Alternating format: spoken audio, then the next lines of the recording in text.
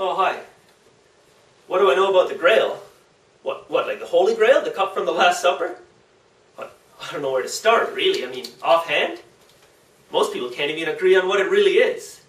Some think it's a real physical religious artifact. Others don't even think it exists. And then others say that it has magical properties and grants everlasting life to anyone who drinks from it. It's been a mystery for 2,000 years. It's pretty obscure, really. No, I don't know where it is. I mean, people speculate. Some say it was recovered in the Crusades and lost somewhere in Europe. Others think that it's already in a church in Valencia, Spain, on display as a holy relic. Now, writings from the 12th century point directly to Joseph of Arimathea. He was given the cup while in prison by Jesus Christ himself, and 42 years later he was released by the Emperor Vespasian and sent to England by Philip the Apostle. He went there with 11 fellow priests, and they set up a church at Glastonbury. As you know, Glastonbury is associated with the Avalon of Arthurian legend, and Arthurian legend is intimately tied in with Grail legend. It's therefore fitting that the first Grail stories originated at Glastonbury Abbey. And those are the best places to start, the Grail romance cycles of the Middle Ages. In the 12th and 13th centuries, Grail legend reached its high point. They were literally circulating all over Europe. I mean, French, Latin, English, German, Italian, even Portuguese, Norwegian, they were everywhere. But you have to be careful, because obviously, most of the stories were adapted from each other, went back to earlier stories, and they all included so much local legend that the original stories were lost.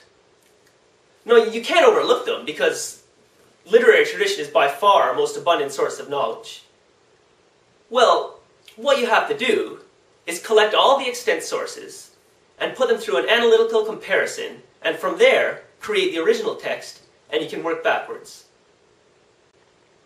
No, they're not our only source, actually. A professor researching at the University of Toronto, quite recently actually, he's studying wall paintings in churches in Spain, and he's noticed images of the Grail there. No, this is the interesting part. They date from the early 12th century, earlier than the first appearance of the Grail in the Romance cycles, which means we have an independent occurrence of the Grail in historical sources. And if you look at this, where is it?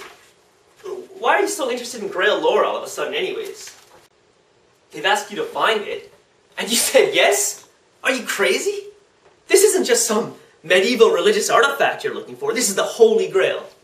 The most important, powerful artifact ever known to man. It's not like finding some royal mummy in the Egyptian desert.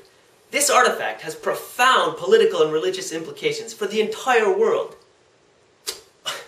You know I don't believe in that stuff. I'm not talking about the magical, mystical properties. I'm talking about every religion in the world being thrown into absolute turmoil when this artifact, this Christian artifact, has evidence that it actually exists. That the cup that caught the blood of Christ exists in physical form. You're worrying over our head. What I mean is, we're going to have hundreds of people interfering with us. We're going to have religious organizations after us, people threatening us to turn it over to them if we do find it, whole governments interfering. There's going to be conspiracies, cover-ups. I mean, this is just unlike anything we've ever imagined trying to find before. Our lives will be in jeopardy. Of course I'm coming. I'm getting our passports. Hi, I'm Derek Lincoln, and I'm an archaeologist from Toronto, Canada. I did my undergraduate degrees at the University of South Florida in anthropology and history, where I got a full athletic scholarship to run in the cross-country and track teams. I then moved to England and did a master's degree in Mediterranean archaeology at the University of Bristol. My background and expertise in archaeology is very broad. I've done archaeology in Turkey, Egypt, Sweden, the US, England, Honduras, Mexico. The reason I love it so much is because of the adventure, the travel, and the physically demanding nature of the job. People say that Indiana Jones isn't real archaeology, and obviously they're right. But the sense of adventure that Indiana Jones portrays is real.